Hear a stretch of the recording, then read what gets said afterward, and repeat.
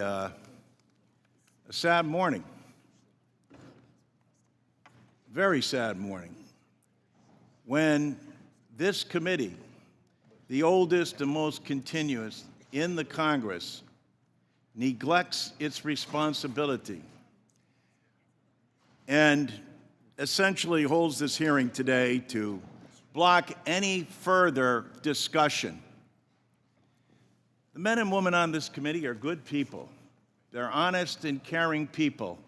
And that's why I do not understand why you would relegate this committee to no longer being of significance and resort to saying you will do whatever Elon Musk and Donald Trump tell you to do.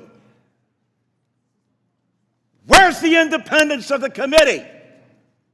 Where's the legislature? We're an equal branch of government. And you start off with a blather, and yet we look at the empty seats here. Where's Elon Musk? I'm sure he's a genius and is a very credible person because of the wealth he's accumulated. But that does not put him above the law or the responsibility to come before this committee in this Congress. If he's so great, if these plans and all the fraud and abuse that he's found are so eminent, why isn't he here explaining it? You know why. Because he's out to privatize Social Security.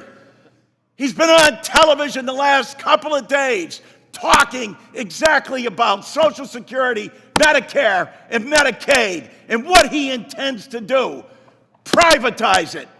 The American people, some of them may have been born at night, but not last night. People are aware of this. Every single one of your districts, all the money that comes in monthly, and you have not done, you as a Congress, have not done anything in more than 54 years. And now you have someone coming in to privatize a system, something you have longed to do going back to 1982. Because Elon Musk thinks that this is the best thing to do. President Trump has called Social Security a scam. Elon Musk, as Mr. Neal said, called it a Ponzi scheme. Ask that of the people in your district. Ask that, Mr. Smith, of the more than 198,000 people in your district who rely on Social Security, and you won't even let the person who's planning to privatize it, who's telling the big lie in front of everyone, in bold as he possibly can, saying, this is what we're going to do. The Congress is in our back pocket. We don't even have to come before them and testify because we control the House, we control the Senate, and we control the presidency. And it's the tyranny of the executive. It's why these resolutions were first adopted back in 1789, because the founding fathers knew that the executive branch does not have total authority over the legislature unless you have a willing party that says, no, we're going to do exactly what you tell us to do, Mr. Musk and Mr. President. It doesn't matter to our constituents. It doesn't matter how much money they are not going to receive. We're not even going to tell them the truth about what's going to happen to them. And every single one of these districts where they're being shut down and their personnel, and as Mr. Neal said, Dan, after you cut and eliminate the people, say the agency isn't responding accordingly. No other agency operates for under less than 1%.